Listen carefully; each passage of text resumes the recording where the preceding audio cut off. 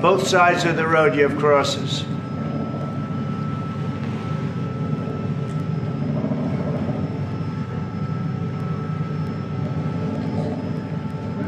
Those people were all killed. Have they told you where that is, Mr. President? No, I'd like to know where that is, because this I've never seen.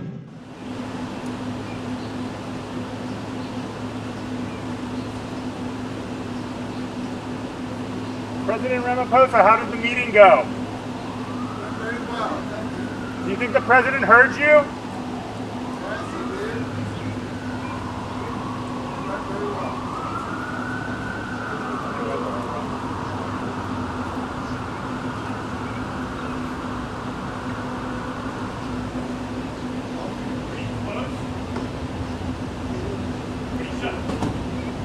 Latif, do you think the president is right on South Africa?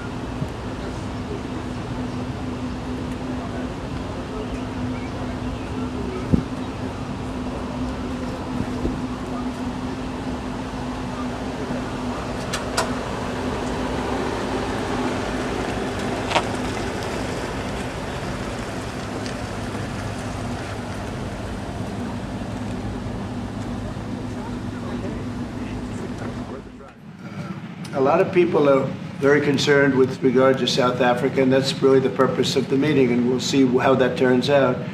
But we have many people that feel they're being persecuted, and they're coming to the United States. So we take from many locations if we feel there's persecution or genocide going on. And we had a lot of people. I must tell you, Mr. President, we have had a tremendous number of people, especially since they've seen this. Generally, they're white farmers, and they're fleeing South Africa, and it's a very sad thing to see. But I hope we can have an explanation of that, because I know you don't want that. It's a kind of a different meeting. Normally, we have meetings, we talk about trade, and we'll be talking about trade and other things. But that certainly will be a subject that comes up. Yeah. What would it take for you to be convinced that there's no white genocide in South Africa? Well, I can answer that for the President. It's for him. No, seriously. I'd rather have him answer. Yeah, I'd rather answer that. It will be. Our President will respond to you. Yeah, Thank you, Mr. President. It will take President Trump listening to the voices of South Africans, some of whom are his good friends, like those who are here. When we have talks between us around a quiet table, it will take President Trump to listen to them. I'm not going to be repeating what I've been saying. I would say if there was Afrikaner farmer genocide, I can bet you these three gentlemen would not be here, including my Minister of Agriculture. He would not be with me. So it'll take him, President Trump, listening to their stories, to their perspective. That is the answer to your question. Occupy land. That's who we are. Can we draw my membership from this useless parliament? Yes, honorable member. Both sides of the road you have crosses.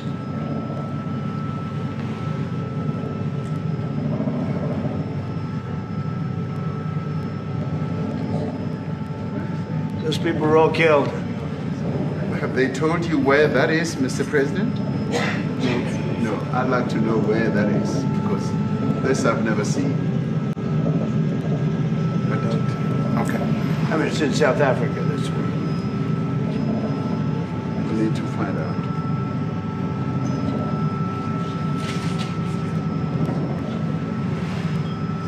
We are going to occupy land. South African occupy. What would you like President Ramaphosa to do about the situation that I we've just don't know. seen on the screen? I don't know. Look, these are articles over the last few days. Death of people. Death. Just let you. Well, let me clarify that. Yeah. Let me clarify that, because what you saw, the speeches that were being made, one, that is not government policy. We have a multi-party democracy in South Africa that allows people to express themselves, political parties to adhere to various policies. And in many cases, or in some cases, those policies do not go along with government policy. Our government policy is completely against what he was saying, even in the parliament. And they're a small minority party, which is allowed to exist in terms of our constitution. But you do allow them to take land. No. You do allow them to take land. Nobody can and then take when land. they take the land, they kill the white farmer.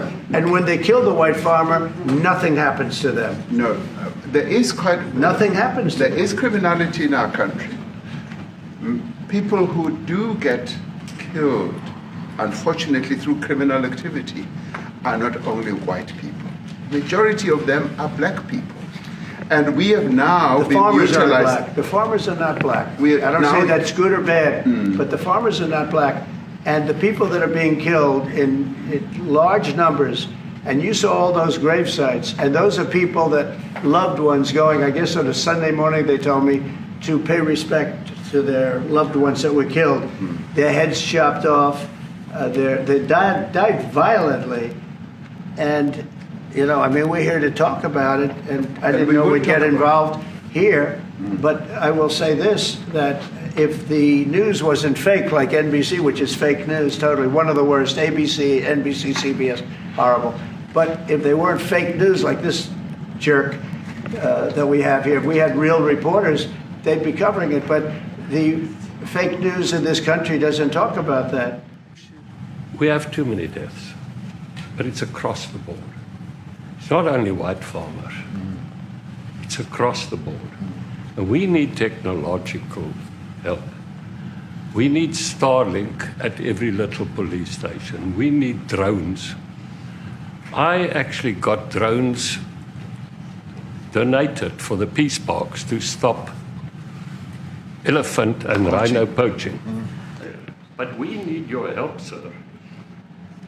And we need Elon technology. Just now, are you coming and are you preparing to? And the problem in South Africa, it is not necessarily about race, but it is about crime. And we think that we are here to say, how do we, both nations, work together to reset, to really talk about investment, but also help us in how we can have the technology and everything that is needed, President. So what I'm trying to say is, you know, this has been a long time coming. That's why we really wanted to meet you, meet the administration, and see our way forward, because we still want to see our country flourish. You know, we've got some great things going on. Business is getting involved with government. Farmers are getting involved in local municipalities, trying to rebuild some of the infrastructure that's been decaying for a long time. So there's a lot of coexistence going on and help from a lot of areas. But I feel we need the US to push this thing through. Thank you very much. Thank you. What is it going to take to convince you? They don't want to leave.